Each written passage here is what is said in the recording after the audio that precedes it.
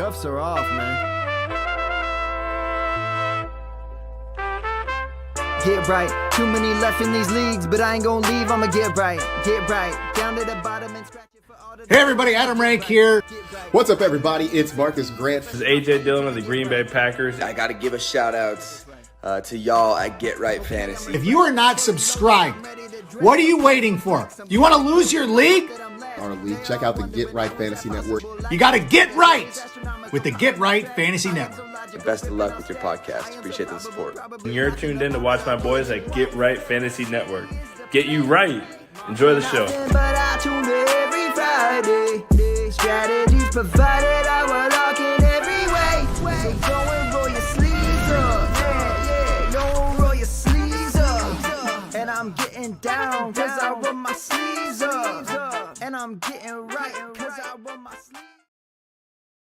What up? What up? What up, world? We are back. I'm Anthony, aka Rasta, and this is Get Right Fantasy Network. Week 11 is done, and we are on to Cincinnati. We're on week 12, ladies and gentlemen. Pretty excited. Had a pretty good week here myself. Ended up going 12-6 over my 18 leagues that I'm in. And last week was my best week actually of the year. I went 14-4. But we do have the big time by NATO coming up here in week 12. So we'll help you navigate through this one, see, who there might be out there that you can pick up and spot start here basically to kind of get you through. And some of us might need to win big time here this week in week 12. So it's going to be super important. So I'm going to help you through that here tonight. Shout out to my boy Frank. Of course, it looks, you see here, it's just me tonight. So I will be solo. Frank's not feeling too well. I'm kind of getting over my thing from last week. That's why we didn't have our show last Wednesday. You guys saw me battle through here with Phil on Friday, but we're back here, man, heading into week 12. So let's get into it, man. There's a lot of stuff going on. We just got done watching the Texans kind of beat up a little bit on the Cowboys here, 34-10. Obviously, team is just, kind of a little bit in shambles there. So we'll see what ends up happening here. They're talking about Trey Lance, here at the end. So it'd be interesting. Of course, you see the hat here, wondering if he might get some run. It would suck to see him do well and become kind of a franchise guy over there for the Cowboys after what we spent on him as a first round pick. But, we're okay with Purdy. Got us to a Super Bowl. So, you can't hate too bad. But yeah, man, they're just, a beat up team. Cowboys kind of feel like some of my fantasy teams just totally beat up and nothing you can really do about it, but you go out and you fight every week. And that's probably the best I'm going to say about Cowboys that you guys will probably hear me say, but can't beat someone while they're down. You want to beat up on teams when they're at their best and they think they're good, but they definitely got to hit the reset button here. So we'll see what happens. Texans on the other hand looking good. It was nice to see Nico Collins come back. He had a nice game. Obviously the Joe Mixon game, 3 touchdowns, 160 something yards, 63 yards or something like that on the ground. So didn't really need to do much else in this one. Defensive touchdown as well too by the Texans. Daniel Hunter, nice pickup for them, of course, in the off season. It was kind of close there for a little bit, but they jumped on them in the second half. Monday Night Football. So that was it. So if you guys have any questions or anything, you can drop them in the chat. I will be taking your live Q&A questions as we go. Otherwise, just some things I do want to mention, just kind of recapping Sunday. I'd be remiss if you didn't talk about Taysom Hill, the number one fantasy scorer here this week, scoring 41 points in a lot of formats, more in your tight end premium and, other leagues. But he did a little bit of it all. I was happy to have him in my home leagues. I picked him up. I had McBride in one league on a bye, so I was able to pick Taysom Hill up. And in another league, I got the heebie-jeebies about Ferguson. Wasn't feeling comfortable about Ingram either. And so I went out and just grabbed Taysom Hill. And threw him in the lineup, and it was a nice spot start for me there too. So I was happy to take those leagues down. So shout out to all those that had Taysom Hill in your lineups. He is, let's see, looks like he was started by only 26% of people. I was one of those, but I did have him in the bench in a couple other places as well too. So definitely tough to see that. The boys in Detroit putting up a 50 burger, 52 points to 6 against the Jags. They just kind of laid it on them. Amon Ra, the second highest scoring player in fantasy this week with 38.7 points. He went a little nuts. So that was definitely nice to see there for those Amon Ra owners. 11 catches, 161 yards, and 2 touchdowns. Again, 38.7 points. Jared Goff, is up there at 30, almost 40 points, depending on 6 or 4 point passing touchdown leagues. And really everybody there. Gibbs, Monty had 2 touchdowns. Jameson Williams got in on the action. He was a top 20 player. So Lions just really put it on him over there.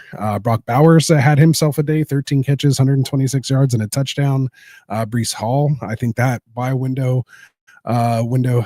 pretty much closed at this point.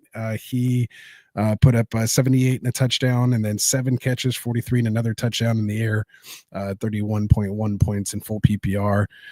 So his price definitely is up now. If you want to try to acquire him, you have Burrow, Higgins returning. That connection was nice, 9 for 148 and a touchdown.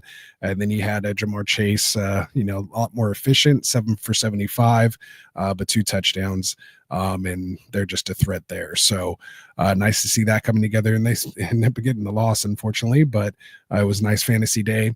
And then you had guys kind of on the fringe here. Jerry Jeudy had himself a nice day. Puka Nacua. Juwan Jennings playing the X role over there. He was looking nice. So again, these are guys, of course, Jeudy, Puka. I mean, Puka's on teams, but Jeudy only 68% owned on Sleeper. Juwan Jennings, I believe he's higher. Where is he at? I think I have that here. Juwan Jennings.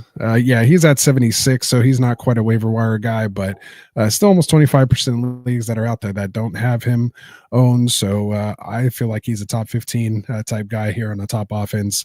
Of course, with McCaffrey back, he's the prototypical X. He's basically what Ayuk was supposed to be. So, he's on that high end to low end one that can return 1 numbers any week. We've seen that multiple times now with him and Purdy. So I like that. So I'll end it there. Of course, week 11, it was a good one. Again, a lot of points scored, it seemed like overall, in a lot of leagues I was in. And a week 12 by NATO. Coming up here. So we do have 6 teams on bye. It's going to be Atlanta, Buffalo, Cincinnati, Jacksonville, New Orleans, and the New York Jets. So a lot of guys there, of course, Buffalo, Cincy, even New Orleans, again, Brees is out. The Atlanta guys, Pitts, London, who did okay against Pat Surtain over there. The team itself kind of got ran off, and that's a whole other story. But yeah, Cousins, Bijan, we're going to have to find guys for all this. So replacements here. So we'll kind of get into that. We'll go over some injury news and updates as well too. So that'll be fun. But before I do, for anyone who is new here to the channel, make sure you go hit that subscribe button for us. Hit that like button if you're watching here. If you have any questions or comments, you could drop them in the live chat, or if you're watching later on, you could throw them in the comment section of the video, and we will respond there. Of course, you can go in the description and hit us up directly on Twitter or Sleeper as well too. That information's there. But we are live with you basically here 7 days a week now. I know there's only a couple ones here, but we do have an added Saturday show now. But Monday, Wednesdays, and Fridays, you do have the quote unquote main show doing waiver wires like tonight. Wednesdays, we do trade talk and roster management. Fridays, we have 2 shows for you doing start sit for those East Coast folks and West Coast folks or late night people. We're here with you basically for 4 or 5 hours, taking your live questions on all of our live shows. On Tuesdays, you'll see we have our boy Tycoon in the fantasy boardroom at usually about 7 p.m. Then on Wednesdays, we have Phil Ruskin with the extra point coming in at 6 o'clock. He does his dynasty trades and player outlooks. And on Wednesdays, he's doing his prop bets and DFS on Thursdays. So make sure you check that out. And then on Sundays we do actives and actives. You have Classic Mike and Kindle from the Fantasy Football Tavern in there on Fridays for the early one, and then Phil and myself for the PM show.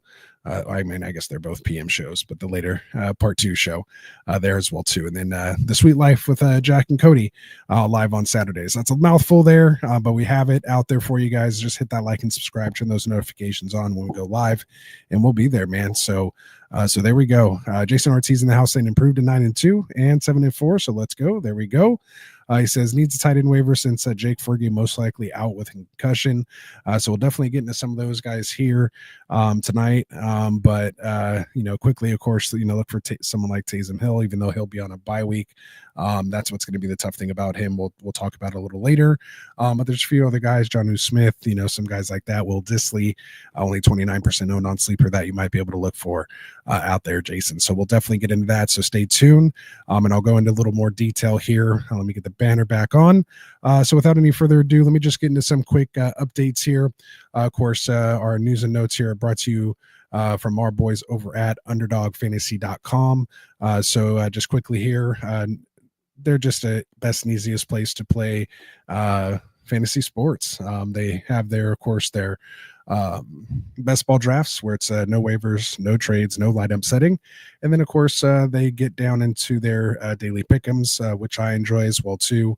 You just pick high or lower on player props. This week you'll even get a free one when you sign up using that promo code GetRight for Jameis Winston up until Thursday night. So again, just use that promo code GetRight. Go download Underdog app in your app store and come join us. It'll be a lot of fun. Love playing on Underdog over there.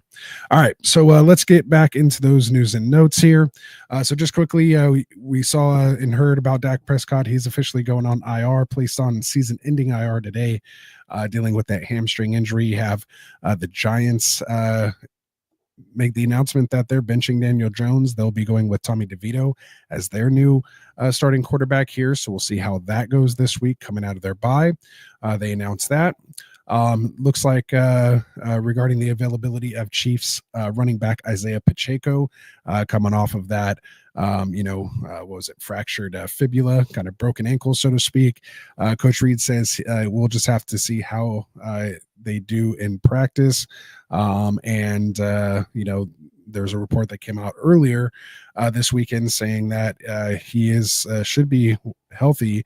It'll just be a matter of if the coaches want to make him active or not. So we'll see what happens. Hunt didn't have a great day, so we'll see how they potentially ease him in. But we may be getting him back to our fantasy lineups. At least we have a couple more weeks. Those of us Pacheco owners. So it'll be interesting to see how they work him in and what that split could potentially be there. And we'll see if he'll be playable here in the fantasy playoffs. So, of course, stay tuned for that.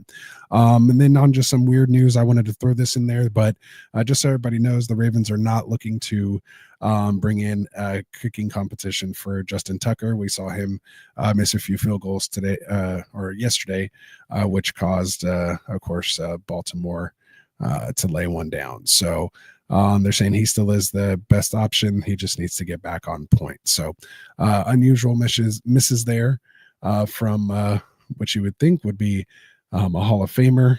But yeah, they lose by 2 points to Pittsburgh, 16-18. And again, a couple missed field goals and I believe an extra point as well too. So that was tough to see. All right, so just getting to some other injuries here. We had Tajay Spears leave the game with a concussion. He did not return. He is in the concussion protocol.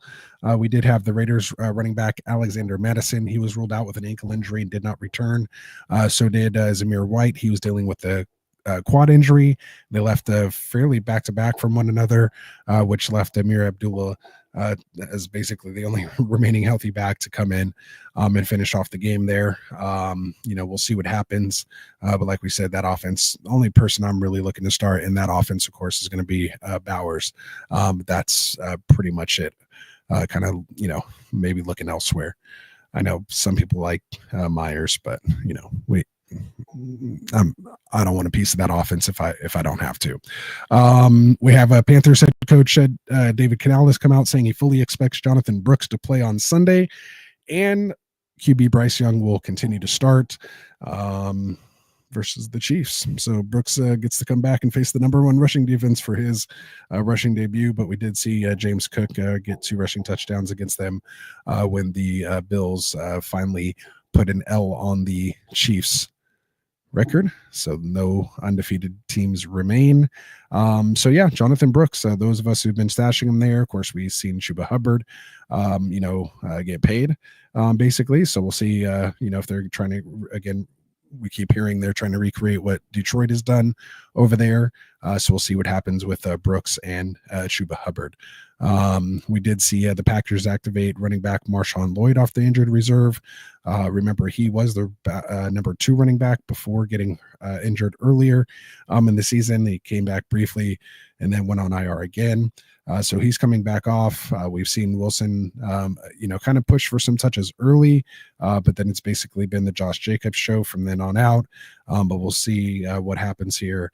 If Lloyd is the type of playmaker that he could potentially be, and see if he could earn some touches here in this backfield, or if it's going to stay the Josh Jacobs show. But again, a running back this late in the fantasy season might be worth a look to pick up, just to have in case anything were to happen and he does get that job. Maybe you can get out ahead of it. But of course, with the 2 by NATOs coming up, might be hard to keep someone like him. So just maybe kind of keep your eyes out. Don't pick him up early. Might tip some other people off. Maybe you could just kind of keep him there if no one gets him off this waiver run, kind of get through your bye weeks, and then maybe stash him heading into the playoffs. If you're a Josh Jacobs owner and you have the spot, I would recommend maybe potentially grabbing him as well, especially if somebody else does have Wilson. With that said, we did, interestingly enough, Doug Peterson, still the Jags head coach, thought he might have been fired after that 52-6 shellacking that they got. Says that wide receiver Gabe Davis, who went out with a knee injury, they confirmed today it was a meniscus tear and he will miss the rest of the season, that he will have surgery. They'll determine if it's a repair or just a trim, but either way, that will cost him at least the fantasy season, but most likely the rest of this entire season. We did have Falcons wide receiver Darnell Mooney. He left the game in the third quarter with a hamstring injury and did not return. They're saying, though, today it's not considered very serious. They are headed into their week 12 bye, and the feeling is he will be ready by week 13 when they come back to play the Chargers. So just we'll keep our eyes on that. Probably won't get anything this week, but next week might be, telling how he starts practice next Wednesday. So, of course, we'll keep you updated on that. We had Viking head coach Kevin O'Connell. He confirmed that all it was is leg cramps for Jordan Addison. He only played about 60% of the snaps, was kind of battling through it all game long, finally left in the fourth quarter, and he did not return. Again, came out and just said it was just cramps, nothing else more serious. So he'll should be fine to go against the Bears division game this week and week 12. We did have 49ers tight end George Kittle, who was ruled out this last week, yesterday, dealing with that hamstring injury. He's expected to practice on Wednesday. Shanahan said he was pretty close to playing. So maybe they just kind of held him out of precaution, not to do anything more serious. Probably thought they could win the game against Seattle. And then, see if they can get through it and give him a little extra rest time. So obviously that did not happen. So we'll see what happens when Kittle comes back on Wednesday. So we'll keep our eyes and ears open for that. So with that said, Joe says, with Taysom Hill on a bye and Ferguson concussed, which tight end should I grab from the trashy Disley, Likely, or Noah Gray? Noah Gray having the 2 touchdowns this week, likely comes back from injury. Basically, kind of takes over, it seems like, for Andrews when we were just giving Andrews all the praises. But I like what I saw there with Disley. He has a decent floor. I think he's scored at least 4 or 5 PPR points in almost every game that he's played through.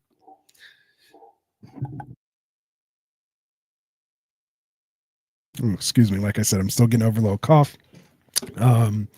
But so I kind of like what I saw there from Disley. So that's probably who I would lean. You can't trust Noah Gary in that. Likely, maybe but I think the safest bet there would be Disley in half PPR. So yeah, so that's where I'd go with that. And of course, I'll talk a little bit more about that when we get to our waiver tight ends. So without any further ado, let's talk the top quarterback waiver ads by position. Again, if you have any questions, you can drop them down in the chat and I'll get to them as we go. Especially with no one here with me tonight, I'll just kind of throw them in as we can. But let's get to it. So my quarterback ads here for week 12. The first guy I have to put out there is going to be Bo Nix. Played against Atlanta here this week. 33 attempts, 28 completions for 307 yards and 4 touchdowns. Lights up that Arizona secondary. Adds, what was it? 2 carries for only 5 yards. So didn't really even do too much on the ground. It was with his arm, over 300 yards passing. I believe that was his first 300-yard game. Came close with 284 against Carolina. But yeah, they just put it on Atlanta this week. So liked what I seen from him. I wish I would have went with him over Russell Wilson. Interestingly enough, in one league, and this thing that sucked is it was one of those like tinker with your lineups. Last minute, I had Goff in there, and I was just like, we're talking about it on Friday night. I was like, I think it's going to be a Monty and Gibbs type game. And so I thought, with Baltimore, even with the defense, the way they had been playing, I thought it would be more of a shootout, and swapped out Goff for Russ. Luckily, I still picked up the win because I did pick up Taysom Hill in that league. So I still got the W, but yeah, hopefully it doesn't come down to points because that sucked. But anyway, reason I have Bo Nix as my number 1 quarterback also is he does his schedule coming up. He does get Las Vegas. He does get Cleveland after that. The shootout with Jameis should be pretty interesting there, and that will be at home in Denver. Then he's part of the week 14 bye, which is probably the only bad thing about it. But when he comes back for your fantasy playoffs, he's going to have Indy at home and then at the Chargers and at Cincy. And so those could be, 2 potential shootout games as well. And again, 1 divisional game. And last time he played the Chargers, he had 33 attempts, only had 19 completions, but went 216 for 2 touchdowns and a pick, but had 61 yards on the ground on 6 rushes. So, then I'll be playing at Cincy, at Cincy after that for your championship. So again, if you need a quarterback to potentially ride into the fantasy playoffs, he could be someone, at least if you're not looking to start him, someone you could have to stash just in case something were to happen. We all remember last year, Justin Herbert getting hurt in the 9th hour, and Joe Flacco is the one that, and Baker Mayfield actually are the 2 that I rode to championships, my 2 teams that I had Herbert go down. So having that backup quarterback could be important heading into the playoffs. So make sure you get that taken care of. So let's Neanderthal. So it was Neanderthal who I was playing with when I was talking about it, that Russell Wilson team. So swapped out Russell Wilson at the 9th hour for Jared Goff. Total dunce move. But in the same tinker, picked up Taysom Hill and threw him in there. So yeah. Oh no, I think it was my Lamar team that Neanderthal succumbed to, but it was a good battle, 140 to 135 or something like that, 145 to 130, 35. So it was a good one. That's a standard league scoring, 1 QB. Appreciate you, Jerry. Thanks for coming out, brother. We got Willie Snyder in here saying Broncos number 1. So there we go. So yeah, man, I'm a fan. He could get the rookie of the year, man, if he finishes strong like that too. So we'll see what happens. All right, so my number 2 quarterback is going to be Russell Wilson, although he did have that dead of a game. Baltimore, they were able to take away that deep ball. These 2 teams, have a lot of history together. The only time, they kind of play bad one another, just turned into a big time field goal fest, which Neanderthal had Boswell, and the way our kicker scoring was, he scored like 40 points against me. So that was even crazier. But again, with that said, Russell Wilson, I'm going to kind of ignore it. He had 28, 15, and then 24, and then comes out with this 6-point game against Cleveland. But he does get at Cleveland next against Jameis. That should be, a nice game there. Again, at Cincy, another shootout. Cincy again, or I'm sorry, Cleveland again. And then in the playoffs, he has Philly, Baltimore, Kansas City. So that's a little tough. But if you need someone for your week 12 and week 14, 2 games against Cleveland should be pretty nice. So go check it out. What up, Ravens? How's it going, man? Glad to have you here. I appreciate you, my guy. I don't even know who is getting chopped in the guillotine league this week. I haven't looked yet, so it'll be interesting when we get off here. Got 2 guys, Neanderthal and Ravens, who are both in that league. We got Willie saying I flexed MVS and got lucky with the 70-yard touchdown. Did the Browns even tackle? Exactly, right? So yeah, that was against New Orleans, who'd been playing terrible, and they put up a ton of points. So yeah, I'm gonna go find me some matchups against New Orleans. So if Derek Carr and a bunch of nobodies can do that against Cleveland's defense, and Newsome and what's his name got a little banged up too, I think Ward. So yeah, it could be even more interesting. So and they play actually Thursday night, so quick turnaround. All right, so who else do we got here? Other quarterback waiver wire ads for this week. Geno Smith gets Arizona here in week 12. If you're looking for someone in week 12, he could be a potential move. I believe was leading kind of the league in passing yards. Didn't have the greatest game against San Francisco. I mean, it is us, but yeah, I mean, he did beat us. I only scored 15 points here in a 6-point, 32 attempts, 25 completions, 221, but didn't score the touchdown. So, if he throws touchdowns with that, he's at least just one. He's already over 20 points. You put 2 in there, he's in closer to 30. So yeah, Geno, Arizona at the Jets, at Arizona.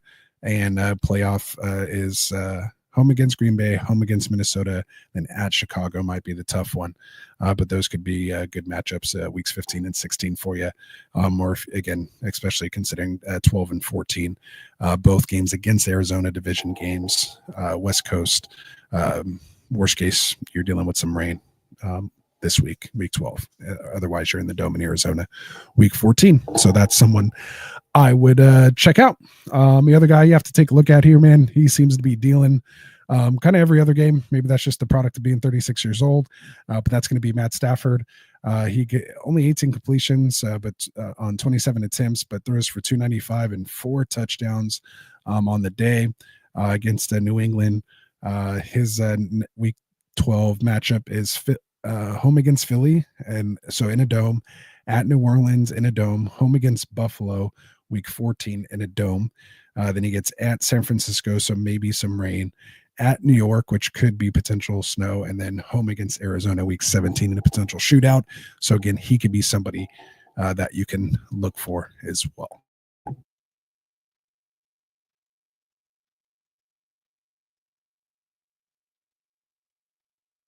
Take a quick water break here and see what we got going on.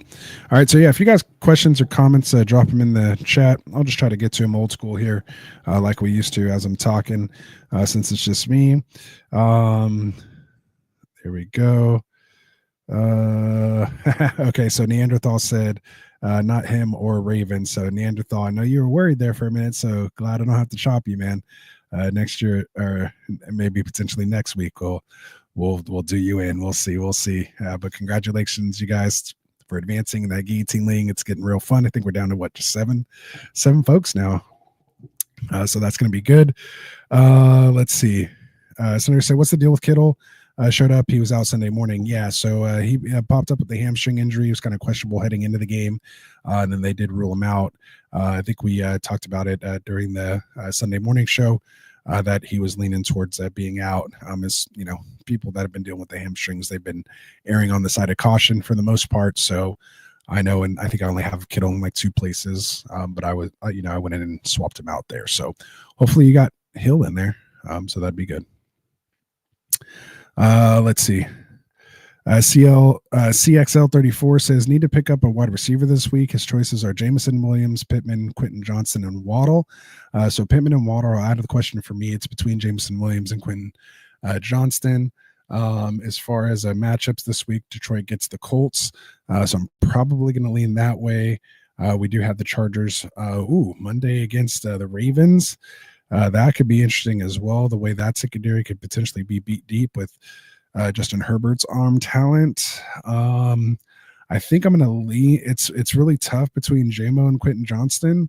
I think I'm going to go Jameson Williams, but I could see how you could go either way. I mean, Jameson obviously has to deal with Amon-Ra and the potential, rushing touchdowns, with Gibbs and all that. Whereas Quentin Johnston's basically scored a touchdown, I think, almost every game. So, so last 3 games he scored a touchdown. And then he gets Baltimore. They've given out the most points allowed to fantasy wide receivers at Atlanta after that. But I think I might go Quentin Johnston there, interestingly enough. But I'd probably go Williams if it were me. But I had to throw QJ in the lineup this week. So I did. And I was happy with it. I was happy. So let's see. Ravens saying he's 10-1. So shout out to Ravens. I think that's in the is it the Got Left League? I think this is the Got Left League. Got Left Out League. All right. Do you like Stafford or Darnold this week? 6-point QB touchdowns. Not sure exactly. I'm going to have them ranked this week. So make sure you tune in on Friday for sure. But I can tell you right now, it'll be Rams, Eagles, or Vikings, Bears. I'm probably going to lean Stafford against the Eagles. I'm going to stay away from that Chicago defense. So I'm going to like Stafford just more out of the gate here this week in 6 point. All right. Snyder said he had Dalton on a bye, so he picked up Hunter Henry. He did good. 10 and 5. So he was actually someone I have here to talk about when we get to tight ends as well. Raven said no, it's in the Tournament of Champions, Best Ball, and the Got League with you and Rasta. Okay, that's it. So those are the 2 leagues that got left. He said, I got St. Brown as well too, but he appreciates it though. Okay, good stuff there, man. Good stuff. If you have Amon-Ra already, man, that might be actually easier to lean QJ then. Maybe diversify just a little bit. Don't put all your eggs in that basket. I mean, obviously they all had themselves a week this week, but they're not going to put up 52 every week. Maybe diversify a bit and get QJ in there against Baltimore. Again, they've been giving up the most. So there you go. Carson says, would you continue to roll with starting Bo Nix over Jaden Daniels this week? I definitely like the matchup with Nix, as I mentioned. So let's see.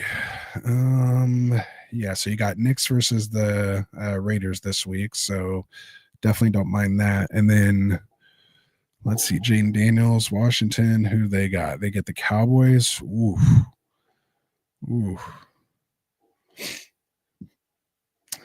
Yeah. I mean, you saw what Nico kind of just did to them. With the rushing upside that Daniels can do, though. Like you saw CJ Stroud scrambling tonight, and he doesn't even run. Like he's not a rushing quarterback. Like Daniels I could see him going 6 for it. Like he could get anywhere from 60 to 80 yards, if not 100 in this one. If he needed to, depending on how Dallas is going to play. So, I think I'm going to go Jaden Daniels, man. Raven says Jaden Daniels as well, too. But, not too bad, especially you got a guy like that. He's done with those ribs still, so if he takes one shot, you want to have that nice backup there for him. So, I think I'd stick with 2. So there we go. All right. Appreciate it. Hit that like and subscribe button if you haven't already. If you're watching, that'll help us out, man, as we continue to grow, trying to hit the 1,400 subscribers. I think we're only 40 or something away, 30 or 40 away. So help us get there. Appreciate it. And Willie says, I did good with Gesicki a couple weeks. Is he even a good handcuff now? Not with T. Higgins back. Once T. Higgins comes back, Gesicki with his numbers when Higgins is there are non-existent. So, there's plenty of guys you could, you don't want to keep a tight end as a handcuff. So definitely drop him if you need a guy to start. Again, you're looking for, I know Hill's on a bye week, but you're looking for, Disley, I would throw in for a week. a couple of these other guys, Henry, that we'll get to here in a bit. So there we go. All right, so let's do it. Let's move. That's pretty much who I have there for quarterbacks. We shall move on to running backs. So let's talk running back waiver ads here for week 12. The guy I have, I just kind of went in order of rostership percentage. So we'll start here because I don't think there is really a major running back, which again, this is good that there wasn't too many injuries this week, but there was no like major running back injury or some handcuff that we need to go run and spend all our fab on. So these are just guys, again, with it being week 12, and maybe you just need to throw somebody in the lineup because you don't want to, make a crazy trade or, drop anyone else, or maybe you got guys, coming back. But these are people who could potentially be out there that you might need to just throw in, for a spot start if you can.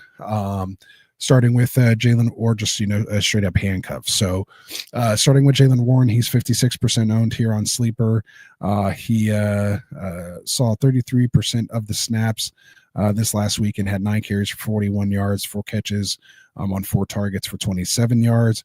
Again, this was against Baltimore, so anytime that they're going to be, in a closer type matchup or even maybe trailing, Warren should get, good run there. They get again Cleveland, Cincinnati, Cleveland coming up. So, again, he could be someone you can throw in there. He's almost flex worthy, like a 3 wide receiver and 2 flex, as a second flex. He's kind of in that range for me. Jordan Mason, his roster percentage has dropped. Again, they went on the bye. Then with CMC coming back, he's down to 54% rostership now. McCaffrey just starting playing again. Like, he could potentially get hurt again. We've seen what he is. He's, he was being ranked as, top 5, top 3, on a week to week potential basis here when he was getting those touches. He's again just a pure spellback, at this point. Maybe he'll do some short yardage stuff here and there. But even on the goal line, that's still going to be CMC's role. But Jordan Mason, I think, is still, especially if you're the CMC owner and you see Jordan Mason was dropped in your league, which almost, again, 46% of leagues, this is available to you, the CMC owner. Go pick up Jordan Mason and make sure you have him handcuffed. So he's someone I'd take a look at. Someone else who may have been dropped here this weekend because he was ruled out, Tank Bigsby, 53% owned. Again, they just got, kind of worked. He was inactive here dealing with this ankle and toe type injury. Oh no, but that's Bucky with the toe. Bigsby here dealing with the injury. So again, they're on a week 12 bye. But when they come back again, ETN didn't look great. He did play, I think, 74% of the snaps with no other, I don't think anybody else did anything there in the backfield, and he had no points. So, if Peterson's still the coach by the time they get back, we'll see what happens if he makes the change or they try to, be a little more physical here with Bigsby. I hate to say it. I hate to see it. I wish ETN was able to produce in that game, but it was just not happening against Detroit. That's a tough defense. And again, they're just in a tough spot, stack boxes, no Trevor Lawrence, no wide receivers. It's just ETN and Ingram basically there. Oh, and BTJ, who actually had a pretty decent game. I think 13.6 points if I remember. I kept seeing 25-yard, completion, 23-yard completion. So at least Mac Jones threw it to BTJ. But anyway, this is about Tank Bigsby. Again, only 53% owned here on Sleeper. So he's definitely worth someone to have. I think on your bench. Now we move on to guys a little less owned or around the same percentage owned. Actually, even more owned. I went a little out of order. This is going to be Audric Estimé. He went from, we all thought he was going to be there. A lot of people blew a lot of their fab on this guy, myself included in a couple of places. Not blew all my fab, but I went and picked him up and started drinking the Kool-Aid for whatever reason. I thought Javonte Williams' time was over, and they pulled a gotcha and ended up being Javonte Williams' game again. Estimé only saw 6 carries. That was only for 16 yards against Atlanta, 2.6 yard average. Did see 3 targets, though, and get 3 catches for 9 yards, which Estimé doesn't. It was his first time even getting a catch in every game in the last 5 weeks that he's played. Hasn't even received a target, and then just gets 3 for 3. So who knows what Sean Payton's doing over there? Sean Payton's starting to become the new Bill Belichick to me, and I just don't want any running back having to do in that offense.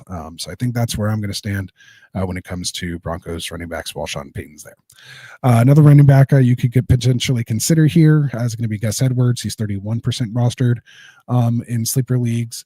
He actually got the first carry of the game. It's still very much the J.K. Dobbins show over there, though, but we know how much they want to run. He only played 16% of the snaps. That was, half the snaps he played percentage that he played last week in Tennessee. Only 6 carries, 27 yards. So, but he's, going to be that handcuff should anything happen to J.K. Dobbins. And, they have a decent schedule coming up. So again, if something were to happen to him, they do get Baltimore and Kansas City 12 and 14 on those binados. So they're not great options there. And then week 16 might be tough against Denver. But 15 and 17 is Tampa Bay and New England. So again, if anything were to happen to JK, he could be someone to keep your eye on, or if you want to stash, if you have an open spot. Next guy here is more of a stash, but has put up double-digit points in the last 2 games on limited touches, not even playing over 30% of the snaps. That's going to be Trey Benson, coming off the bye week here in week 11 for the Arizona Cardinals. He just came off a 10-carry, 62-yard game. Saw 2 targets for 25, 2 targets, 2 catches for 25 yards as well. That was against the Jets, scoring 10.7 fantasy points. And then the week before that against the tough Chicago defense, went 8 for 37, which was a 4.6 yard average, still pretty healthy, found the end zone. So turned that 1 catch on 1 target into 18-yard reception, and turned that into 12.5 points. That's still with Connor leading the backfield here. So you could even say he might be almost flexible in certain situations, especially week 12 and week 14. He will see Seattle in both of those games, as we mentioned, the matchup for Geno against Arizona, and now vice versa. So he could be someone, again, if you're in a pinch and need to throw someone there in a flex spot, there could be worse out there. Maybe you take a stab on Trey Benson. Next guy I'm going to mention here is going to be Justice Hill. He is 29% owned here on Sleeper. We saw an uptick in uptick in usage here, maybe just the type of game it was with all the pressure that was felt. And this is what we talked about in the very beginning of the year when they played the tough defense against Kansas City. We saw him play 54% of the snaps in that type of game. And again, when they played Cincinnati, it was 53%. And so you'll see some of these games when he gets up there, only had 2 carries, but where he did his damage was 7 targets. He only had 4 catches for 28 yards. And I think one of those was one of the that last interception that he threw on a go route. But again, he was running a go route. And had he caught it, he could have had a nice gain on that play. So just something to pay attention to. They do get at Chargers week 12. They do play the Philly in week 13. So that could be a potential flexible week for Justice Hill. They have a week 14 bye, and then coming out of the bye, they get the Giants. Probably more Derrick Henry game. They get the Pittsburgh again, who we just saw that matchup where he put up the 8.1 PPR points. And then at Houston in week 17. And then again, if something were to happen to Henry, the only thing you do have to worry about, of course, is want to keep an eye on Keaton Mitchell's potential usage there too. Just kind of keep an eye on that as he continues to work his way back from an ACL. Another running back here, 27% owned, is going to be Ray Davis of the Buffalo Bills. We saw James Cook, of course, get the 2 touchdowns here against Kansas City. Ray Davis only played 21% of the snaps, but that was up from 14 and 15% against Miami in week 9 and Indy in week 10.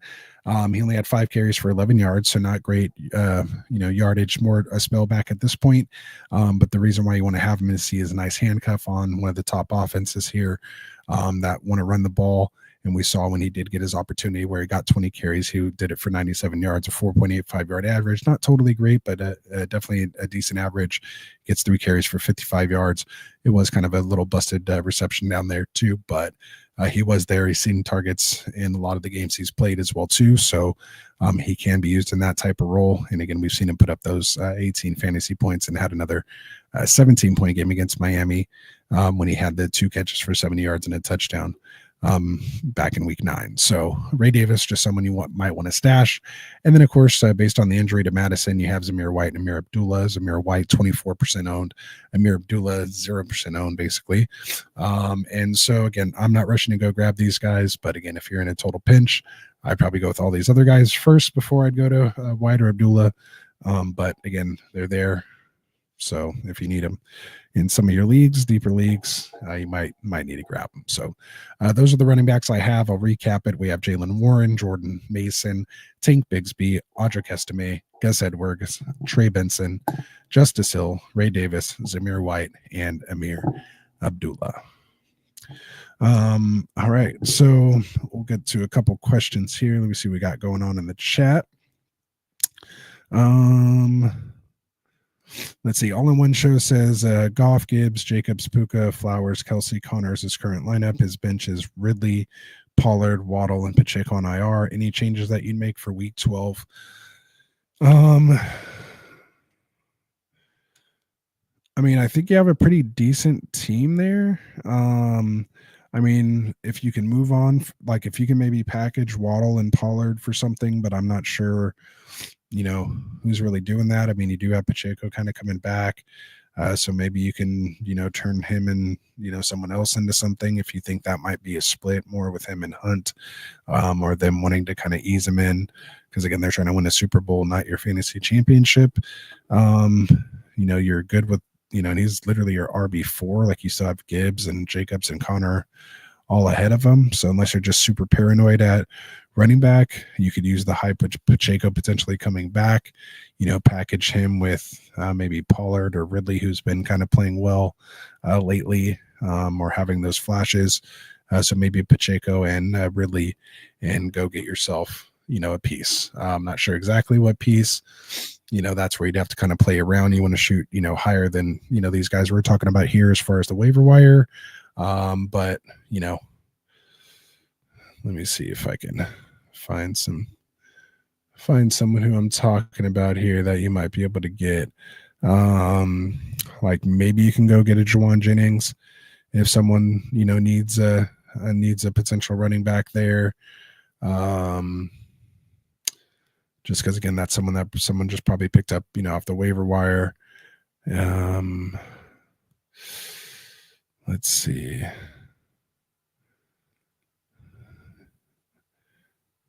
JSN, maybe Josh Downs. He's been playing pretty well here. Maybe could package those two and get a Chase Brown. I mean, I doubt it. Yeah, we also had a Christian Watson sighting this week. Of course, finally sit him and he goes for 4 for 150. Lad McConkey was, you know, not bad. He went 6 for 123 this last week. Again, with Herbert, you know, playing pretty well. We talked about their playoff matchup. So maybe you can turn, you know, Ridley into McConkey somehow there. I wouldn't mind that. But, you know, if you get Pacheco, you might be able to, you know, get someone else, maybe Pickens and something else. You know, so those would be some of the names that I would kind of take a look at. Yeah, maybe you can get a DK Metcalf. Yeah, maybe shoot like Pacheco and Ridley for DK Metcalf, see if you can make something like that happen. If you had to throw Waddle in there too, or Pollard, I wouldn't mind. Maybe get another piece from him. Kind of even it out, but hope that helps. He said he finally lost to a 6-4 in a 6-game winning streak. Ooh, starting 0-4 and then getting to 6-4. That's nice. But he went 6-5. Sometimes it's kind of good to get that out of your system and then just go on a nice run again. He's hoping to win out to make the playoffs. So hoping for you too, man. I hope that works out.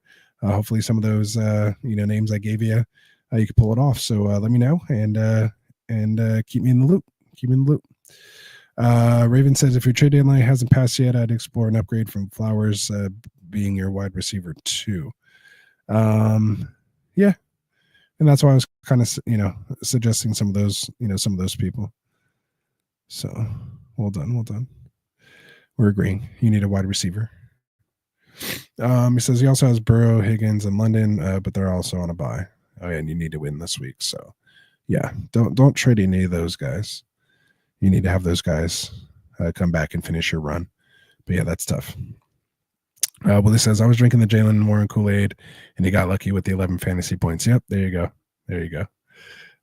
Riven said, oh, never mind, you're in a great spot. I don't know. I'm still thinking the same thing. I'm like, I'm looking for a little upgrade there at wide receiver. All right, so let's move on here. Let's talk wide receivers. On this one, wide receivers to add here in week 12. We'll power through it here, and then we'll call it a night here since I'm solo. Get another quick drink of water here for you guys. I might have a little musical interlude or something for you. Let me see.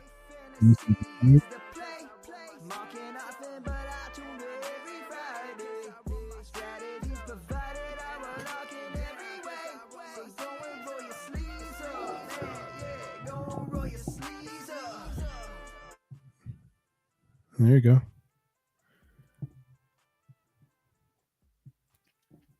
Did that work for you guys? All right. We'll get that turned off. Got a little musical interlude there while I took a little drink. All right, so let's get into some waiver wire ads here for week number 12. We have 3 more games left of our fantasy season, and then we are into playoffs. So let's do it here. Let's talk wide receivers. The first wide receiver I'm going to talk about here, again, I don't actually recommend this duo just because of their schedules, but we have to just kind of mention them. Jerry Jeudy come out with a game this week, 11 targets, 6 catches, 142 yards, and a touchdown, that big touchdown that we saw, that 89-yarder. Pretty sweet way to start off the day. I was kind of trying to decide between Jeudy and someone else in my lineup. Threw Jeudy in there. I was happy I did. He is 68% owned, so just over that 65% threshold, but I have to say it because of his counterpart over there in Cleveland, Elijah Moore. He's coming off an 8-target game, the least in the last 3 games. He went from 12 to 9 to 8, so kind of trending down, if you will. Had 6 catches, though, for 66 yards. Had one of the touchdowns there against New Orleans. And of course, there's Cedric Tillman. I think he missed on a big opportunity, but he only went 3, but had another 8 targets, but only for 47 yards. Didn't get in the end zone in this one. I think his first time since playing with Jameis here. Oh no, he was averaging 1 because he scored the 2 in the 1 game. So finally doesn't score a touchdown here. 7.7 points. But basically and he's 73% owned. But these 3 guys, again, like I mentioned, the reason why I'm kind of staying away from them, I'll let the rest of your guys spin their fab and get them on their team, is because they do get Pittsburgh, again, in this binary. They're playing against Pittsburgh, which seems tough. Then against Denver, Pat Surtain, probably be on Tillman per se. And then just a tough defense overall for the other guys. And then against Pittsburgh again. And then they get Kansas City, if you were to make it through all that, then it might look okay at Cincinnati, and then home against Miami in 16 and 17. But for the most part, that's kind of a tough schedule. So I'd like to steer away from those guys. But again, if you're in a situation and you need someone, they could potentially be out there for you. Other than that, someone else that, like I said, I had to use myself this week was Quentin Johnston. So he's 58% owned here on Sleeper. Had 8 targets, but only had 2 catches, but went for 48, and one of those was a touchdown. So 26-yard touchdown pass to Quentin Johnston. Found him there in the end zone and was able to put up a 12.8 PPR day, which he'll take. So that's 22, 10, and 12 in his last 3 games. Basically, he has 3 games where he hasn't scored double-digit points. That's 6 points in week 1, 2 points against Kansas City. Again, tough defense in week 4, and they were still trying to figure things out by week. And then got hurt in the Denver game, only played 41% of the snaps. So really, where he was playing significant snaps, 70% or more, he's putting up, double-digit points in each one of those games. So, and I even started him in a standard league, so I was happy he scored the touchdown. So it would have been a 4.8, wouldn't have been great in a standard league, but the touchdown definitely helped. So gets Baltimore next, as I mentioned, this week here in week 12. So that's going to be a good matchup. They give up most fantasy points allowed to the wide receiver position. I think they're number 2, actually. And then at Atlanta, tough matchup against Kansas City again, but then it's Tampa Bay in the playoffs. Denver might be tough with Surtain, but then New England in week 17. So not saying he's just like a wide receiver 3, but again, if you get someone hurt or need a spot start, again, weeks 12 and 14, 12 will be good. 14 will be tough against Kansas City, but Quentin Johnson could be someone you're looking to turn to. All right, the next guy on the list here is going to be Panthers' Xavier Legette. So they're just coming off their bye. A lot of times it could be someone who was kind of forgotten. Maybe people dropped him, making room for, to find someone to start or, open up that spot here for this week due to another injury or something. But again, like Xavier Legette, 47% owned on Sleeper. He does get Kansas City here, which we just talked about with, Legette, and they're coming off a loss. Might be a tough matchup, but does get Tampa Bay at Philly, which they're a lot better now against the pass than Dallas, Arizona, and Tampa Bay. So not a tough, playoff schedule, 15, 16, 17, Dallas, Arizona, Tampa Bay. So again, just someone you can stash. And if something were to happen in the playoffs, it's kind of like, well, it's better him than some random person off the waiver wire, 3 weeks from now. So Xavier Legette and maybe Bryce Young have built some things, again, with him being the one with Deontay Johnson out of town now. Could be someone you're looking to get. Again, only 47% owned. All right, next guy we're going to talk about here, wide receiver, is going to be Marquez Valdes-Scantling. Can't believe I'm saying this, but he did it again. 3 catches. He did the most envious thing he can do. 3 catches, 109 yards, and 2 touchdowns on those 3 catches. 87 and a touchdown for 2 of the catches, and then the big 71-yard touchdown as well too. So that's back-to-back games. Just what can you say? So back-to-back games. He's just kind of balling out, I guess you'd say. He's catching the ball. So they are heading into bye week this week. So maybe you can hold off if you really need to, if you need someone this week. I personally don't know if I can quite get there yet, because as soon as you start them, those 3 targets could be 0 for 3 for a big old 0 in your lineup. That's just tough for me to trust.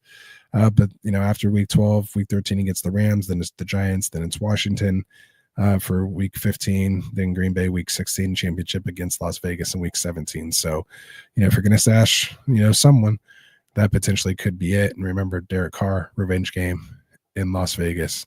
It'd be nice to put the nail in that coffin for them. So who knows?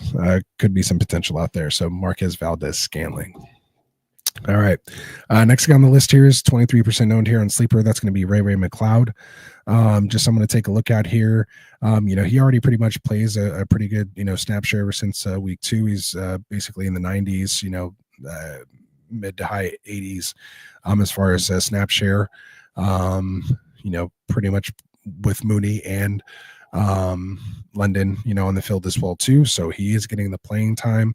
Is usually only seeing about 3 to 4 targets on average. We'll have some spike games to see 7 or 9 targets is the most he's seen in a game this week, with Mooney going down with that injury. He did see 6 targets, had 46 yards, only scored 10.6 points in a full PPR league. But again, this was against Denver, which is a tough matchup. They do have a bye week this week, unfortunately. But again, at 23%, maybe someone there you could stash or wait until next week after these games run. But maybe people kind of forget about him, coming off the bye. But if Mooney's still hurt by that time, which they're saying it's not considered serious and he should be ready to go against the Chargers, but just in case, Ray McLeod could be someone you could look forward to. They do again have the Chargers, then Minnesota, and playoff schedule at Vegas, home against the Giants, and that's 2 home dome games, and then at Washington in week 17, which could be a potential shootout there. So Ray McLeod, 23% owned. All right, someone else coming off a bye week here this week. Tampa Bay Buccaneers is going to be Sterling Shepard, wide receiver, only 17% owned here on Sleeper. With Mike Evans potentially coming back, that could actually open up Sterling Shepard. Maybe he gets to play more the Godwin role, and with my coverage, pulling the coverage and pulling that, safety over, could open up some things underneath. Obviously, with the things that Otten has been doing as well, he's going to command some attention. So maybe that just frees up Sterling Shepard now. Maybe him moving back down in the pecking order to where he should be could actually be what unlocks him to be fantasy relevant here. And again, the reason we're looking at this, why we've been telling people to go buy Mike Evans as well too, is because coming back here in week 12, they get the Giants, then they get Carolina, then they get Vegas, then they get the Chargers, then they get Dallas, and they get Carolina in the championship game. So again, weeks 15 against the Chargers, 16 against Dallas, who we just saw tonight, 2 dome games, and then playing at home in Miami, in Tampa Bay against Carolina, in Florida was what I was trying to say.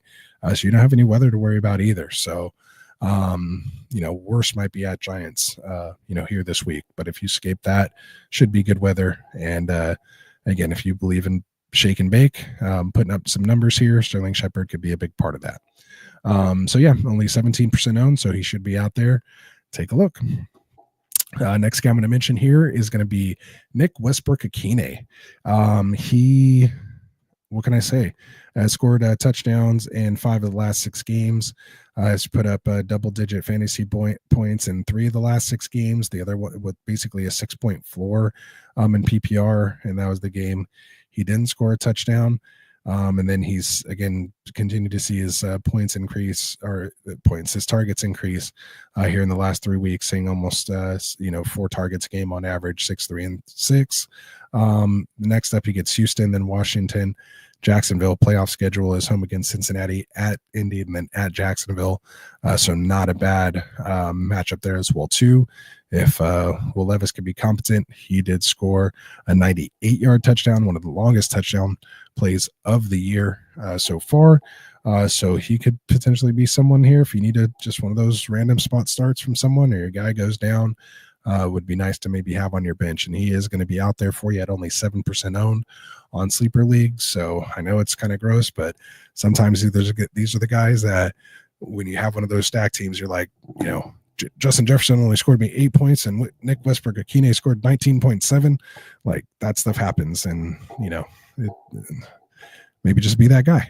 Have Nick Westbrook-Akine on your team this time, and at least keep him out of somebody else's hands, if nonetheless. So there you go. Honorable mention, man, is going to be Ricky Pearsall. He let everybody down here after going 4 catches on 6 targets for 73 and a touchdown, having that big touchdown last week, scoring 17.3 points, coming right back down to earth, showing us his floor of 0 points on 2 targets this week against Seattle, and that was with Kittle out. So you thought if anything, he would have had a good game. I actually put him in over, I think, Addison in one of my leagues, thinking he would do well. I still won, I think, that week, or I still won that league. But it was a bad outcome there in that individual spot. So I don't know if he could be worth a start yet. He is 63% rostered, so he is under our 65%, but I just couldn't put him near the top because a lot of these guys I've mentioned over him so far. If I need to start, here this week. Niners do play at Green Bay this week, week 12. All right, so that's going to wrap up the wide receivers here. I see there's some more comments, so let me get to those, and then we'll finish off with tight ends, which seem to be most of the questions that we had here. And good thing I actually had some tight end stuff because, usually I don't do tight ends. Usually I let Frank do it, but he's not here, so I had to make it happen. All right, so Raven Show said stay hydrated. I had to, man. I had to keep the water going, which I'm going to do again. I won't put on the music this time. Just a quick sip, not a water interlude.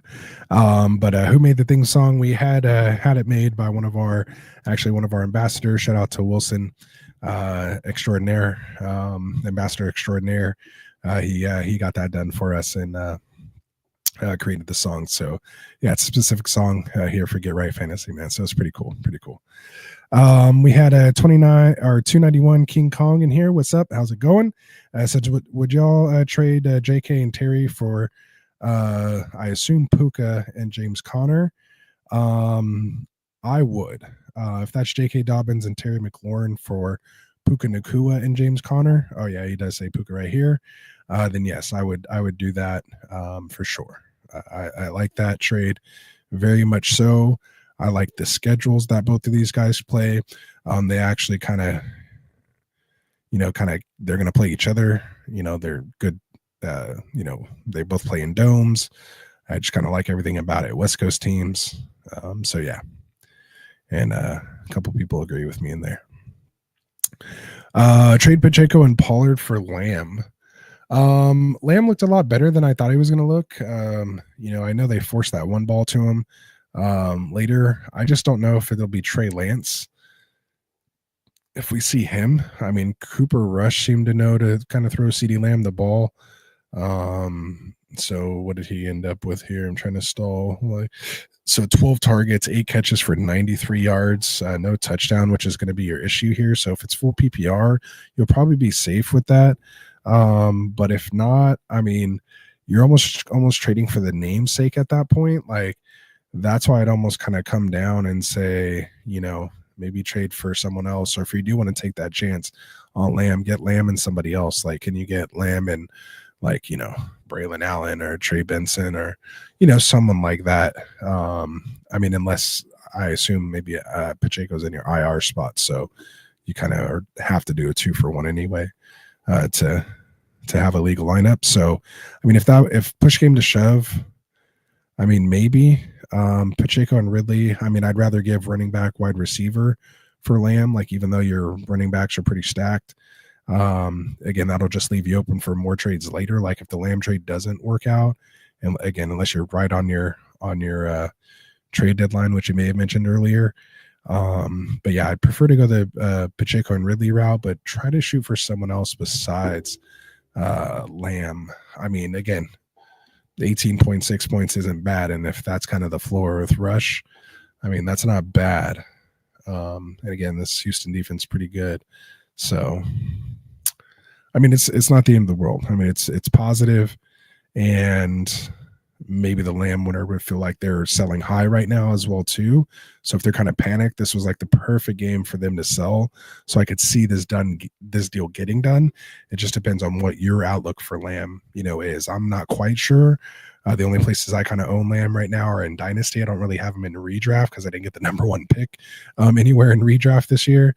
But a couple places that I have him in Dynasty, I actually sat him this week because I wasn't confident that he was going to put up points. I actually played Pollard over him in a league, which didn't turn out great. I still won, thankfully, in that league. But yeah, it was a tough decision. So I could see the deal getting done. So I think it works. It's just, again, depending on what side you want to be on.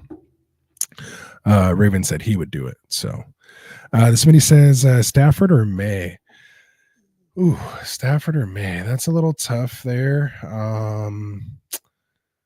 What is Stafford or May? I already closed out my window here, so let me do Los Angeles Rams schedule. So Matt Stafford schedule week 12 Eagles, week 13 Saints, week 14 Bills, week 15 Niners, week 16 Jets, week 17 Cardinals. Or Drake May for New England. He gets week 12 Dolphins, week 13 Colts, bye week on week 14, part of the bye NATO. Then he comes back and gets playoffs week 15 Arizona, at Buffalo, home against Chargers. I think I'm going with Stafford.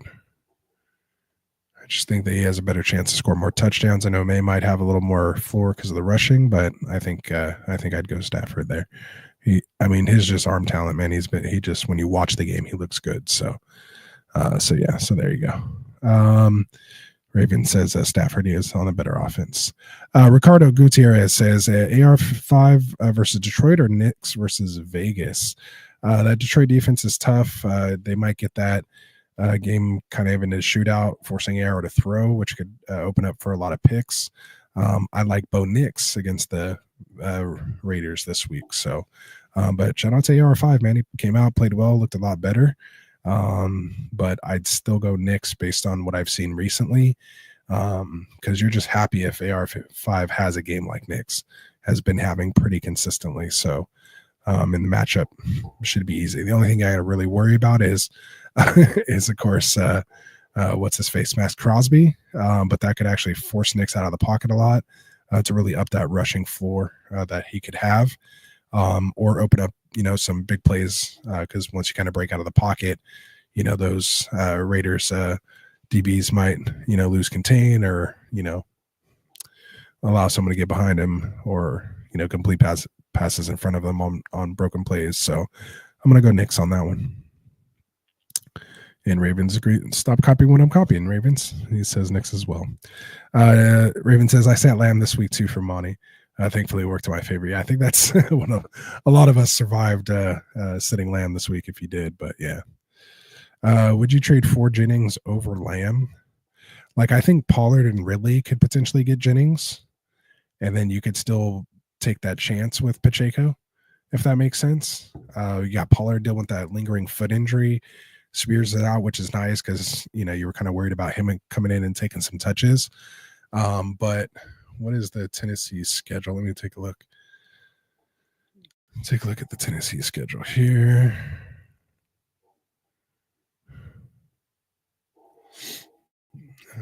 All right, so Tennessee gets at Houston here in week 12, at Commanders. Jacksonville should be easy.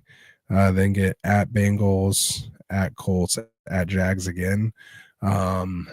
So I mean, yeah, Pollard's that's a pretty nice schedule as well too. Man, I do like Jennings. It's tough I don't want to like lead you and just make you think, oh, I'm playing, Homer because of the hat I'm wearing right here. In no way, shape, or form do I think Jennings is a better wide receiver than Lamb. I just think Brock Purdy is much better than. We already know he's for sure better than Trey Lance. We actually have proof of that because they were on the same team and he took his job. So if they turn to Lamb, and then I would assume we all assume Purdy's better than Cooper Rush. So I would take the guy that's in a way better offense that's going to score a lot more potential opportunities for touchdowns and just moving the chains and moving, continuing drives and having opportunities. But again, 12 targets, 9 catches, 93 yards, no touchdown, 18 points. Like we'll take that. So it's tough to say, man. So again, just kind of depends on what you're, would you rather go down with the flashy name, in Lamb, or do you want to get him and, and have to deal with watching those Cowboys games, or, at least seeing an offense that's maybe scoring, but maybe everyone else is scoring, Debo and Christian McCaffrey and, everyone else is scoring, George Kittle and not Jennings. Like that could happen too. So I see how it's a tough question, man. It is so tough, but yeah. So CeeDee Lamb, 18.6, and you had Juwan Jennings at 25.1, 10 for 91, and scored the touchdown this week, and that's that's the difference. So 10 catches. Yeah, man. I think gosh, it's so hard to say. I think I'd want Jennings over him, and I'd much rather, and because I'd rather have Jennings and Pacheco than Pollard and Ridley. Or I guess it would be if you had to trade Pacheco to get Lamb, it'd probably be Pacheco and Ridley for Lamb.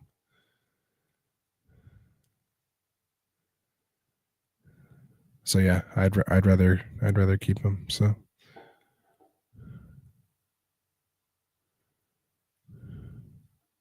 it says that with Pollard's easy schedule, would you consider keeping or just ride with Gibbs, Jacobson, Connor?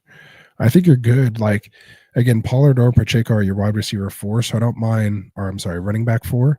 So I don't mind trading one of them because they're your 4th and 5th running back. So get value, turn that 5th running back and a bench piece into a starter is what you're trying to do. Right now, you're just trying to determine. You're trying to, squeeze hairs or pick hair, or whatever the term is. You're trying to pick the best of two positives between Jennings and Lamb. So you're literally splitting hairs on those two. So, I mean, I think I want to lean Jennings in this one. I don't want to put my fantasy championship faith into Cooper Rush or Trey Lance. I couldn't live with myself. And maybe that's because I am a Niners fan, but it just is what it is. Raven said Jennings using that Ayuk role and he's thriving. It's making him frustrated as a Debo owner. Yeah, Debo's going to get his manufactured touches, so he'll be fine. Debo just has to get in the end zone, and plus he's still real banged up, so I'm sure he'll get worked in more here later. So I mean, he still saw seven targets, but only 4 catches, 22 yards. A lot of some screens, stuff like that. He could take those to the house though. So you got to get some of that yak. So we'll see. All right. So I guess we'll move on here to tight ends and then we'll call it a night. So I'm about an hour 15 here right now. Let me get to this question real quick and we'll go over there. Jennings greater than Ayuk, greater than Debo. He's a biased owner. I guess it would go. He runs better routes. Yeah. I mean, they do. Third and Juwan. He's third and Juwan for a reason. We have Rellin here saying Pollard, Downs, or J-Mo this week at the flex. We just talked about Pollard, his schedule. He has the Texans, so probably a no on Pollard. Downs. Let's see. We go back to week 12. So Colts at Lions, Downs. Lions give up like the third most fantasy points allowed to because they have to throw. That's where they're susceptible. I'm probably gonna go Downs, and then you get JMO against that. There's just a lot of other mouths. I'd probably go Downs right now. I think I'd have Downs ranked higher, but I'll come back on Friday when we do our start sit. I'm in part 2, which starts at 8 p.m. Pacific. And I'll have done a little more research then, looked at all the matchups and, points allowed and all that kind of good stuff. And I'll have my final rankings done by Friday. So you guys can check out getrightff.com. We have our rankings posted on there as well. We usually post them like Tuesday or Wednesday. I know for sure Friday, Saturday, and Sunday they are our Friday evening before the show, after the show, Saturdays and Sundays. They're pretty dialed in from there. So there we go. So appreciate that, Rel. Good morning. Good morning. Out of Rhythm Fantasy. How's it going, man? Good to see you again. All right. So let's get into these last tight end. I think that's where I last got derailed here. I like talking to you guys in the chat, man, so really appreciate it. I felt like an old school show where we're not just like rushed to get through the content, just kind of taking the questions as they come in, a little more interactive for me versus saving everything to the end. So we'll end here on the tight end waiver wire ads here for the week. We've talked a lot about them. There's what a lot of the questions were about here. But yeah, week 12 tight end waiver ads. Number 1 is going to be Taysom Hill. We talked about it, 40% or 50% owned on Sleeper. It says 49% now here, but I'm pretty sure it was about 50%. Maybe there's some percentage markers in there. But yeah, the only thing is he has on a buy, so maybe people started dropping him, which is why that percentage went down a bit. If they have some bye weeks coming up because they have to put their waiver claims in. But yeah, bye week on week 12. So buyer beware, so to speak. You won't get him week 12. But when he comes back, he's going to get the Rams, the Giants, playoff schedule, Washington, at home against Washington in the Dome, at Green Bay. Could be a tough game there in the snow and stuff. But that sounds like a Taysom Hill game all day. And then gets the Raiders at home in the Dome in your fantasy championship. So if I am going to hold on to 2 tight ends, he's definitely a guy I'm looking to hold on to.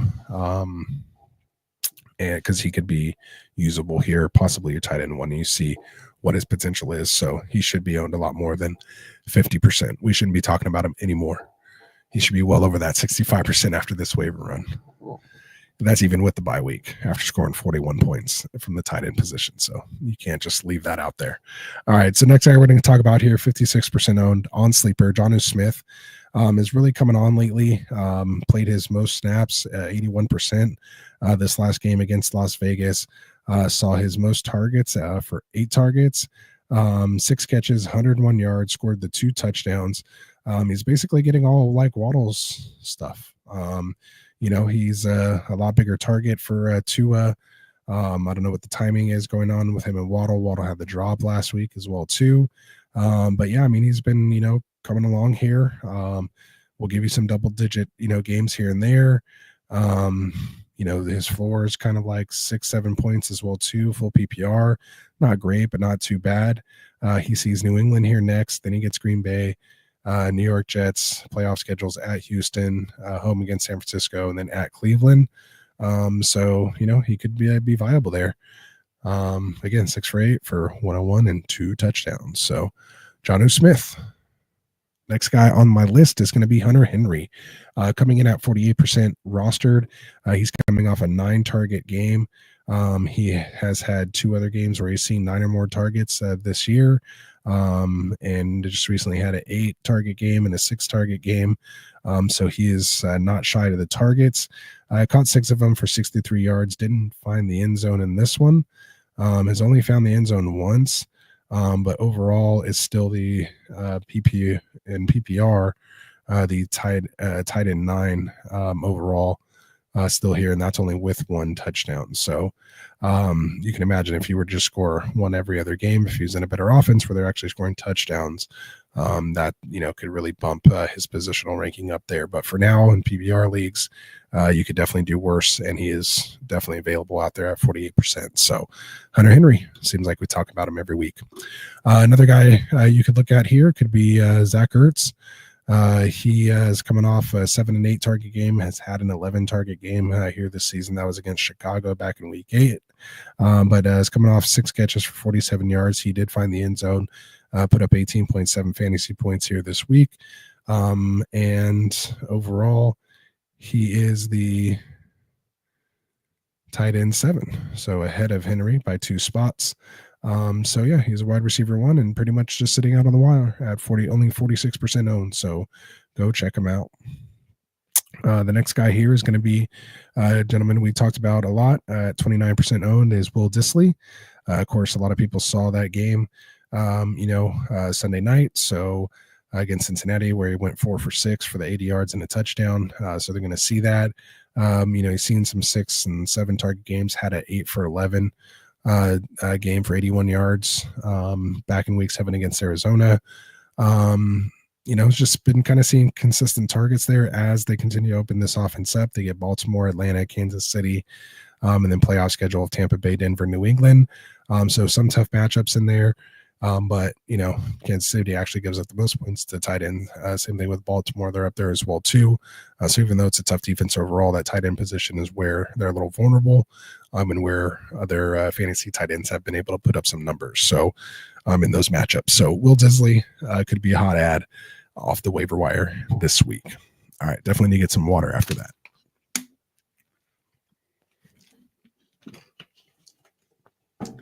So hopefully some of those guys helped you out there. And let me take this banner off here. So I'll jump in the chat one last time here. So if you guys got questions, we're going to call this thing a night here pretty soon. So let's see.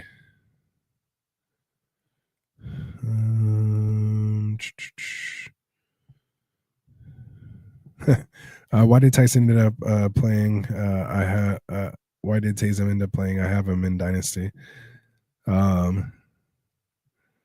Tyson, because there was the Tyson fight, so I don't know if Tyson or if had him in Dynasty. I don't know.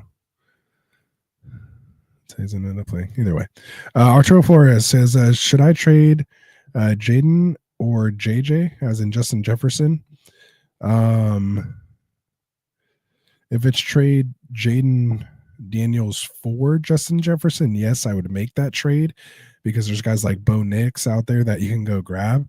That I'd rather have, like, whoever your combination is of quarterback with Jaden Daniels and somebody else. But I would if that's a trade for, if it just happens to be a typo, I'm taking it. But if you have Jaden, I would definitely explore options. If you have Justin Jefferson, I'm holding tight on Justin Jefferson. And unless you're trading him for Jamar Chase or, Amon-Ra St. Brown, which you're probably not doing, like, you're not, who else are you trading for?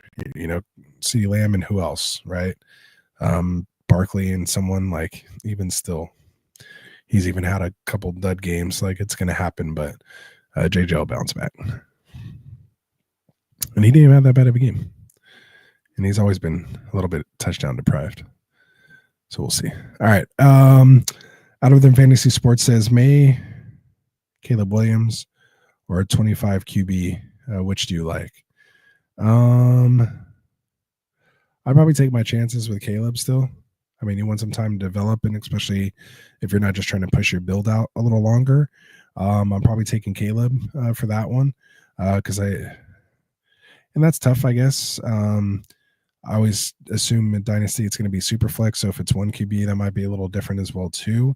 But for the most part, I think I'd still, I still see the spurts with Caleb, and if that franchise can just be competent and put some, players around them, then they could be good. We've seen the coordinator change now. Like what you see, they still didn't do great. They didn't put up a lot of points. They had a chance to win. But yeah, it just didn't quite happen. So hopefully that just, makes them hungrier and stronger and, playing a little better here. But yeah, I'd go Caleb Williams with that one. But actually, going back with that, check out our boy Phil on Wednesdays when he does the extra point, and he goes into his Dynasty stuff too. You can always drop a comment on this video or ask a question on our sleeper chat, which is if you hit the description, it's there as well too. And our boy Kendall from the Fantasy Football Tavern, also one of our Dynasty guys, he will jump all over that and help out with that and give you his input as well too. So yeah, drop us a line and we'll all get involved. Smitty says start 2, Devonta Smith, Evans, and Jennings. To me, I'm going to go, it's pretty easy, Evans and Jennings. So there we go. It's kind of like our Discord, but it's like through Sleeper app, so you don't have to like download a whole other app just to talk to us. Like it's just in Sleeper. So if you go to Sleeper, and here, let me see if I can do a quick little promo for you guys. Let's why not? Since we're pretty much done in the chat now, let me share this for you. So it's going to be different when you go on your phone. When you go into your phone, you're going to want to go to like the feeds channel.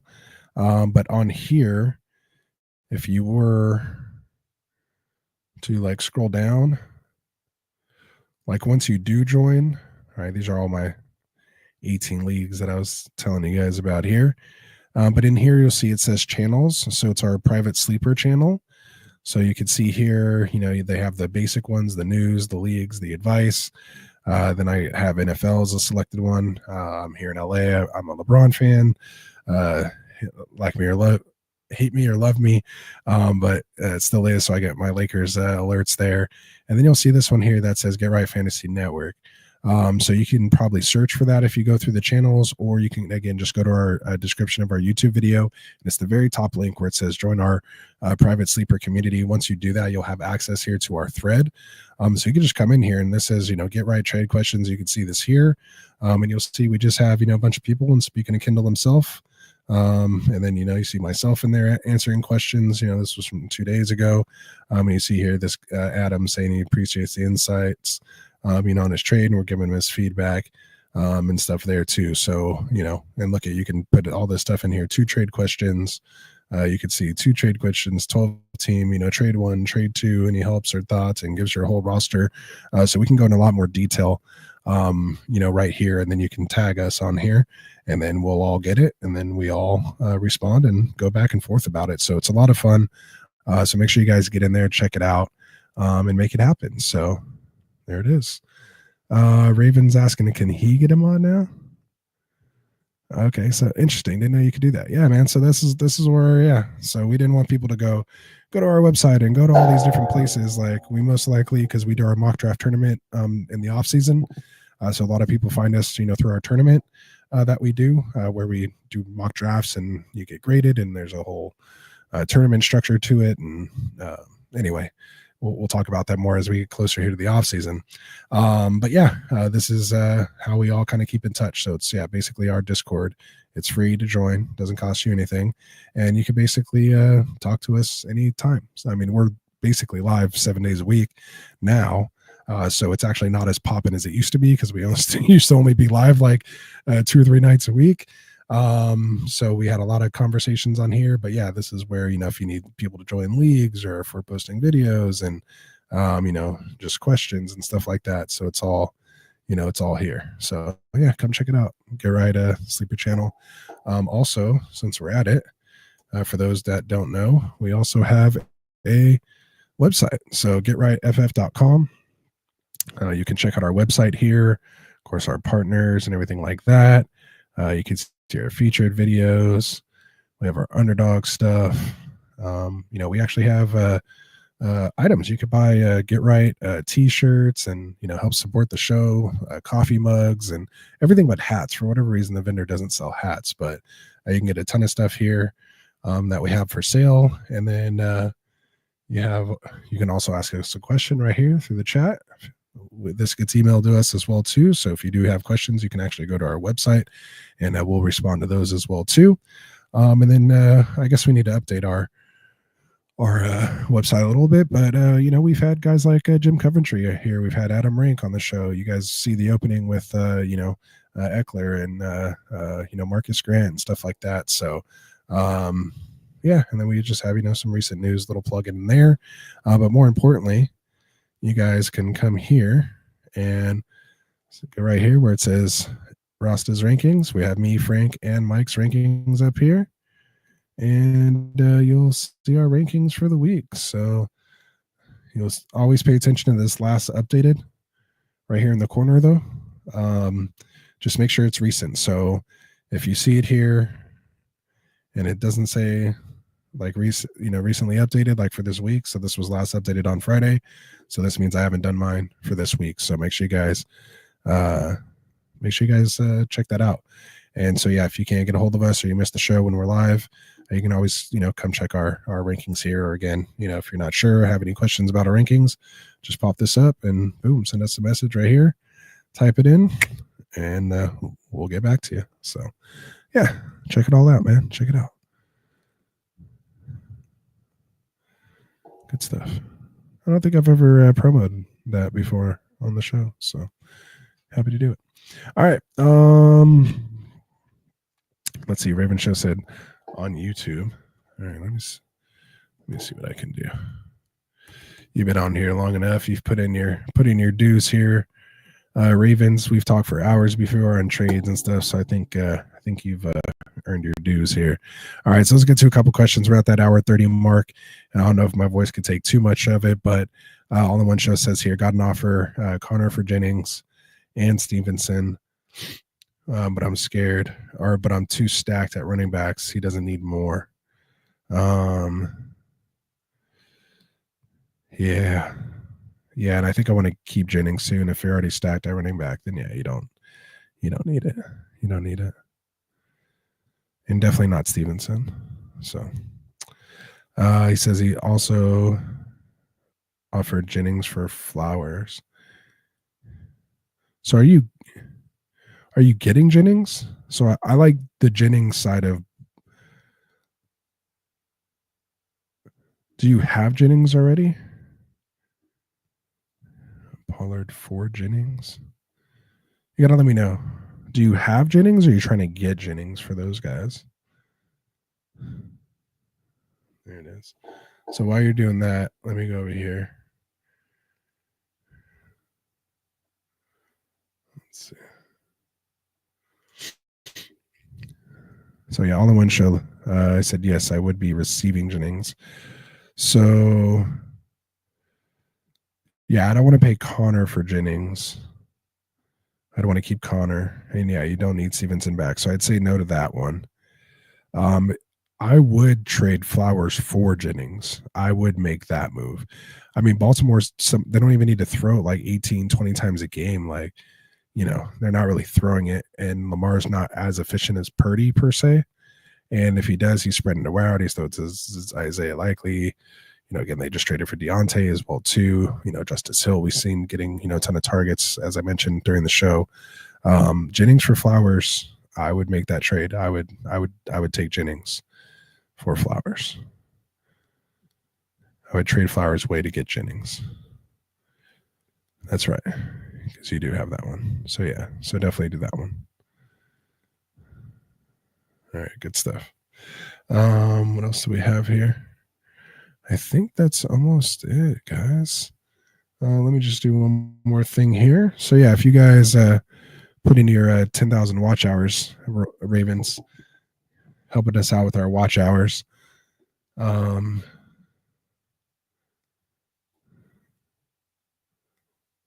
see.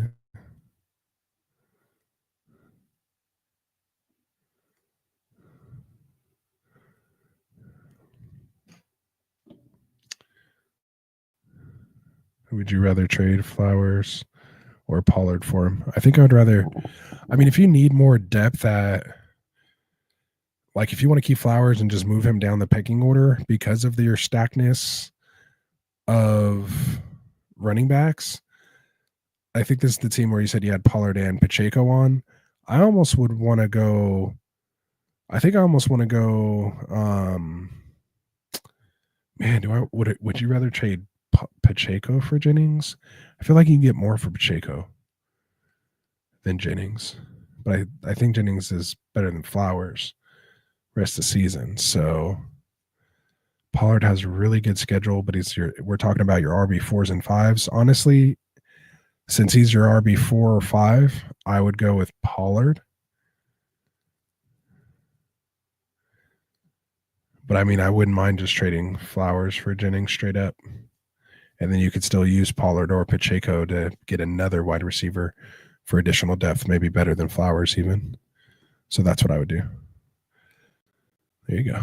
Arturo Flores says Justin Jefferson for Lamar and JSN. I mean, at least you're getting Lamar, who's the QB1 overall. But if we're doing a redraft draft, you're still taking Justin Jefferson ahead of Lamar. Like maybe Lamar's second round if you were to redraft right now, but you're still taking JJ ahead of him. I like JSN, but Lockett is still there. He's not hurt or anything, although he liked his usage with DK coming back. So I think he's up and coming. I wouldn't just completely say, oh, he's Justin Jefferson replacement level yet. So I don't think I quite do that yet. I still think I would stick with Justin Jefferson. I would start to consider it if you start to get like to Lamar and like maybe like Higgins or Lamar and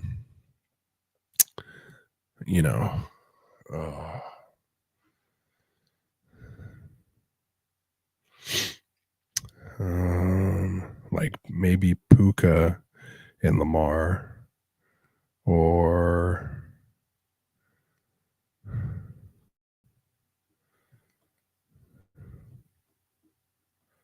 that's a little tougher.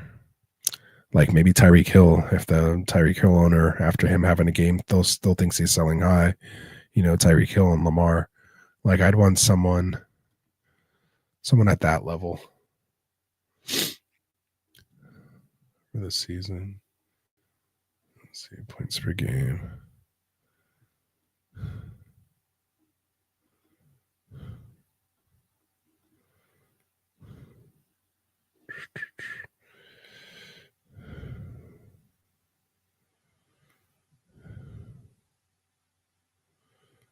Yeah, I mean, I guess he's up there. Technically, points per game, Jackson Smith and Jacob has more points per game than Puka. Mike Evans and Lamar, someone like that, man. Debo, nah, Debo's not enough.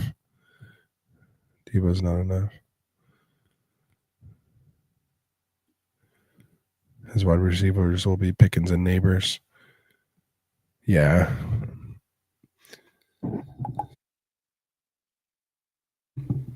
Is it 4-point or 6-point passing touchdown too? Because that makes a little bit of a difference, but I still think JJ can score what Lamar can score any given week. I mean, I guess if you're upgrading that second spot, but like I'd rather have like Bo Nix and Justin Jefferson than Lamar and Jason, if that makes sense, or someone like that. So yeah, I think to me, Justin Jefferson's untradeable.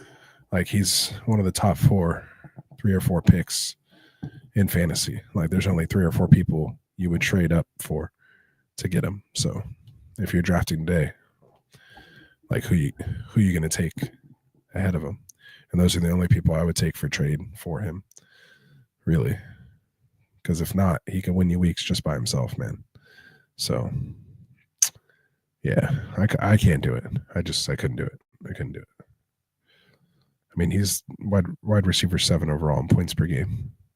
The only ones beating him: T. Higgins, Amon-Ra, Nico Collins, Chris Godwin, who's not playing, Cooper Kupp, who's actually number 2 in points per game, but he's only played 6 games, and then Jamar Chase. So the ones that have played as many games as him, Amon-Ra and Jamar Chase, are the only 2 ahead of him in points per game that have played basically the same amount of games as him. Lamb, Neighbors, Rashee Rice, AJ Brown, Garrett Wilson, Dwan Jennings. That's all behind. So yeah, no, I can't do it. I can't do it. All right. Yeah, I love JJ too, man. I can't do it. I can't do it. I can't do it. Higgins for Smith. Higgins is on his bye. What about acquiring Devonta Smith for Zay?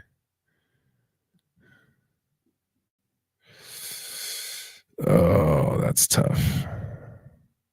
Smith, you would ask me a couple of weeks ago, I would say get Devonta Smith, but even with them playing so well lately, like Devonta Smith is like unheard of, plus Goddard's back now.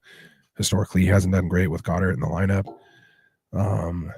If AJ Brown goes down, though, we know he could be a number 1. But yeah, Zay, it's so hit or miss. I think there's potentially more floor consistency with Devonta Smith, and probably a little more upside with Devonta Smith if he catches the right game. We just haven't seen it lately, which is a little unique. But I would have easily said Devonta Smith over Zay Jones, preseason and up until like a couple weeks ago. So I don't think I would mind. I would probably take that chance. But if you're talking about getting Jennings or Devonta Smith, I think I want Jennings over Devonta Smith right now. So, yeah. Higgins for Smith. Higgins on a bye this weekend. Smith already had his bye. No, I'm not trading away Higgins for Smith. I'll deal with the bye week. Yeah, I agree. Yeah. And even Chase Brown's still eating on the ground too, though. They just can't air it out. So, yeah. All right, good stuff. All right, so we're all caught up in there. Good questions. That was good stuff, making me think there. So that was really good stuff.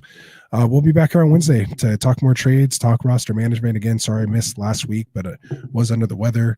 You guys probably still hear it, my voice here a little bit, my sniffles and my coughs. But trying to be here for you guys as consistently as we can be. But for the most part, we're putting stuff out 7 days a week. And like I said, I went through that little tutorial. So rewind back. You guys can see how to get a hold of us all the time.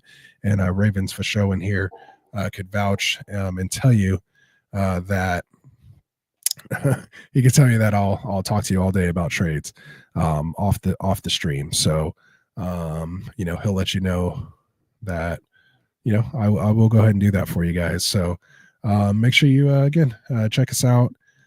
Here, let me throw the banner up one more time here for you guys.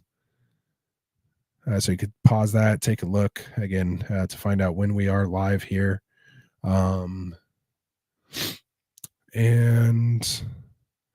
yeah, let me clear this out. So other than that, what else is there to say? Week 11's done. Hopefully you guys are in a spot. I'm sure there's a lot of us, we're on the edge of our seat with every win and every loss. Like you lose and it's like, oh my God, I'm out of the playoffs. What do I do? And you get a win and it's like, all right, one more week. You held some other people off and maybe gained a spot or moved ahead on points, or maybe you won and still moved down a spot in the rankings because you didn't score as much as you wanted to. But whatever it is, man, make sure you come here and enjoy it and share it with us. We'll help you get your lineups right and get everything right here to hopefully bring home those championships for you. So that's what we're here striving for. So again, if you need anything, just let me know. Again, you know how to get a hold of us. So from all of us here, man, from my boy Frank, hope you're feeling better, my guy. He's probably knocked out right now. From the rest of the Get Right crew, for Classic Mike, for Dustin, for Kendall, for my boy Phil, for Tycoon. You'll see him here tomorrow night, hopefully. And you could call me Professor Rasta, I guess, if you want. I don't know about all that. I'm just a degenerate, man. I just like talking fantasy football, man. So hope you guys enjoyed it. Again, hit that like and subscribe button for us. Unless there's anything else, I have, which I don't think I have for you guys. I'm going to call it a night right here. So again, good luck to you guys here heading into week 12. And we'll be back here on Wednesday. Peace out. Wanted to white fantasy is the play. Marking nothing, but I tune in every Friday. Strategies provided, I will lock in every way. So go and roll your sleep.